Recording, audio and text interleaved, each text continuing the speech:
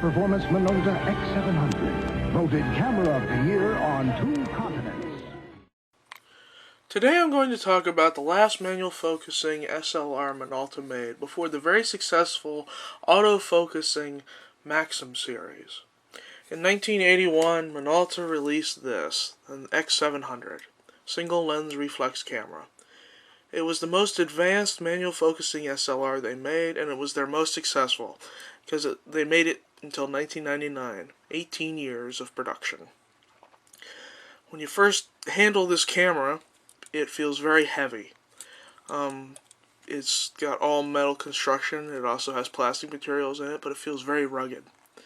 So let's go over the obvious with this camera. The lens mount. It's called a bayonet. This is the Minolta MD bayonet mount. It's called MD because it accepts the new MD lenses. And it can also accept MC lenses. And they made MC lenses from 1958 until 1980, if I'm not mistaken. If not, well, it really doesn't matter because they can accept lenses from 1958 to 2006. That's what Sony told me. This is the MC mounting control ring right here. This is the MD. This lets the camera know that you have an MD lens mounted. Here's how the lens mounts. There's a red dot right here. There's a red dot corresponding on this. You put them together, you turn. You hear the click, you're on. To take it off, there's a button right here. You press and hold and take it off. Never touch the mirror inside, that's very important. Also, the mirror inside there is removable. You can replace it with different mirrors, different prisms. The on button is right here. It's not really a button, it's more like a slider. There's just standard on. Here's audible on. Now, audible on makes a beep. Now, the reason you want to have audible on is it actually lets you know if you're holding the camera wrong or there's not enough light to take a viable image. It still uses tech from old. It has manual rewind, manual film advance, and you have to manually set the ISO. And how you do that is you pick up this ring and you turn it. It can handle, I think, 50 film speed all the way up to 1600 ISO. So that's pretty good for 1981.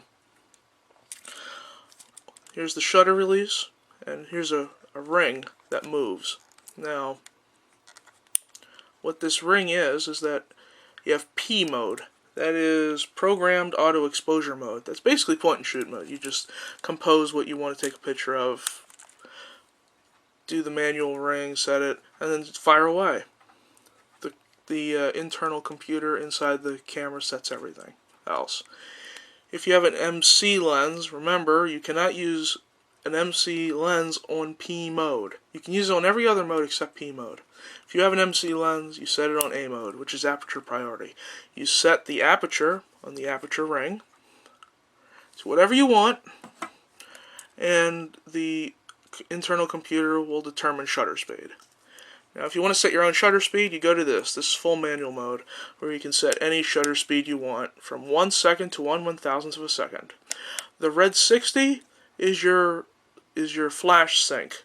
The fastest your flash can sync up with the speed of the camera.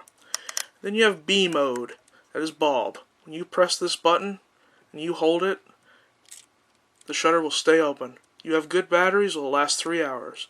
It's good for nighttime shooting. Underneath the rewind crank, you have your purpose under and overexposure mode. You can purposely underexposure, it's -2, or you can overexposure it, +2 stops.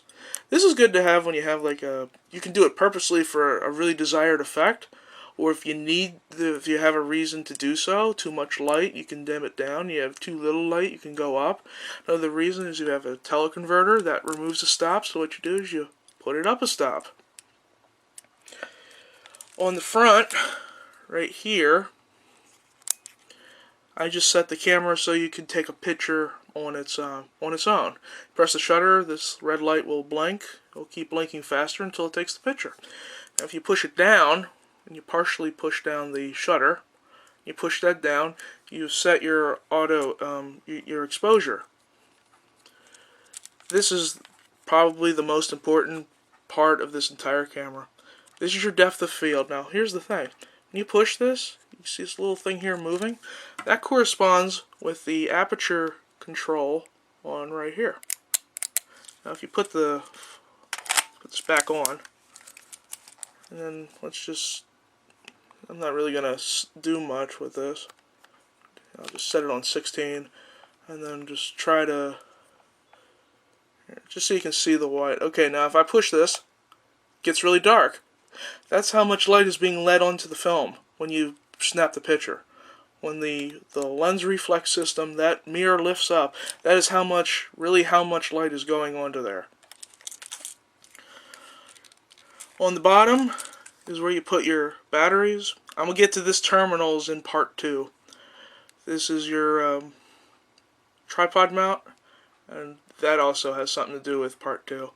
And that is your button to release the rewinder. I'm not getting into this hot shoe yet. That'll also be in part 2. Another thing is, this is the original back. I don't have that back on. I have the multifunction back, which I will talk about also in part 2. So, be ready for part 2.